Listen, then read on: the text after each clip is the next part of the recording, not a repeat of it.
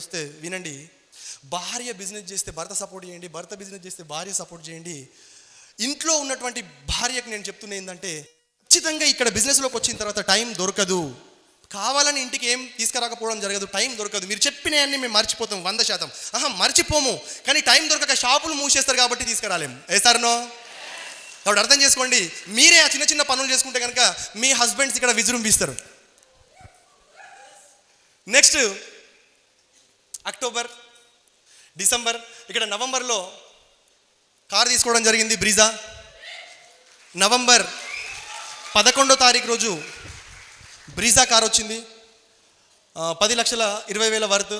November 2008 నా check వచ్చేసి 19,411 ఉంది. ఒక్కసారి నా 1 ఇయర్ టోటల్ ఇన్కమ్ ఒకసారి ఎంత వచ్చిందో చూద్దాం. వెస్టేజ్ బిజినెస్ స్టార్ట్ చేసిన తర్వాత ఫస్ట్ ఇయర్లో టోటల్గా ఫస్ట్ మంత్ నుంచి, జనవరి మంత్ నుంచి డిసెంబర్ మంత్ వరకు క్యాల్కులేట్ చేస్తే 1,19,154 రూపాయలు. కానీ ఇక్కడ ఎక్స్పెన్సెస్ నేను క్యాల్కులేషన్ చేసుకున్న ఫస్ట్ డే నుంచి ఇయర్ ఎండింగ్ వరకు నా ఎక్స్పెన్సెస్ ఎంత అయింది అని క్యాల్కులేషన్ చేస్తే 50,000 రూపాయలు అయింది. ఎంతైంది?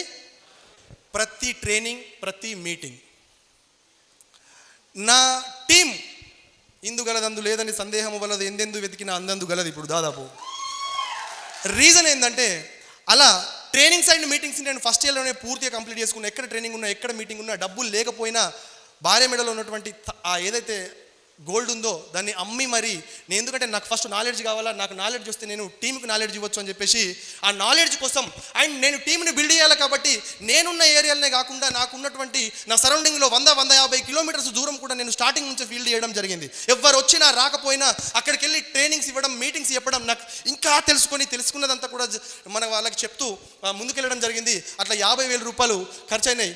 టోటల్గా 69,154 రూపాయలు మిగిలినాయి. కానీ మిగిలినవి అన్నీ కూడా వడ్డీలకే పోయినాయి. ఒక్కరి వడ్డీ పార్టీ కాదు అది, ఒక పర్సన్ వడ్డీ పార్టీ కాదు అది. రైట్. నెక్స్ట్ ఇక్కడ ఒక్కసారి మీరు గమనించండి, నేను ఎల్ఓబి అని ఎందుకు చెప్తున్నా అంటే, స్టార్ డైరెక్టర్గా డిసెంబర్ 2018లో 15,142 రూపాయలు చెక్ ఉంది. నెక్స్ట్ 2019 జనవరి వస్తుంది. సార్నో? Good morning. నెక్స్ట్ మంత్ జనవరి 2019 కదా ఎంటర్ అవుతుంది. మరి ఈ మంత్లో 15,400 ఉంది. నెక్స్ట్ మంత్ నా చెక్ ఎంత ఉండొచ్చు? ఎవరైనా ఎక్స్పెక్ట్ చేస్తారా? తెలిసిన వాళ్ళు చెప్పొద్దు, కొత్త వాళ్ళు ఎక్స్పెక్ట్ చేయండి, జల్దీ చేయండి, తొందరగా చేయండి. 15,000 ఉంది. నెక్స్ట్ మంత్లో నా చెక్ ఎంత ఉండొచ్చు? 20,000, 25,000. Thank you so much sir. 25,000 కొంచెం ధైర్యం చేసింది sir. 30. Wow, thank you so much sir. 30,000. ఏం సార్ అంత మంచి ఫిగర్ చెప్పినావు, కరెక్ట్ ఫిగర్ ఎట్లా చెప్తావు? నువ్వు చూసినావు నా ట్రైనింగ్ ఆల్రెడీ. అది ఎల్ఓబి పవర్. ఒక్క నెలలో 3 ఎల్ఓబిలు దిగినాయి. అది స్టార్ డైరెక్టర్ పవర్, అది కార్ అచీవర్ పవర్. ఒక్కసారి మీరు చేయాల్సిన పని, మీ చెక్ డబల్ టిబల్ అవ్వాలి, 1,00,000 దాటాలంటే కేవలం మీరు చేయాల్సింది కార్ని టచ్ చేయడం, స్టార్ డైరెక్టర్ అవ్వడం. ఎప్పుడైతే మీరు కార్ టచ్ చేస్తారో, కార్ మీ హ్యాండ్లో ఉంటుందో, అప్పుడు చెక్ ఆటోమేటిక్గా ఇంక్రీజ్ అవుతూ ఉంటుంది. 72,000 రూపీస్. And next 91,831. మా ఫ్యామిలీకి ఒక ఛాలెంజ్ చేసిన, ఎందుకంటే ఫస్ట్ మా మిసెస్కి తెలియదు ఇందులో డబ్బులు రావనుకున్నది కాబట్టి స్టార్టింగ్లో మా పేరెంట్స్కి ప్లస్ వాళ్ళ పేరెంట్స్కి చెప్పింది, ఈ బిజినెస్ చేస్తే నేను వెళ్ళిపోతా అన్నది వాళ్ళ ఇంటికి.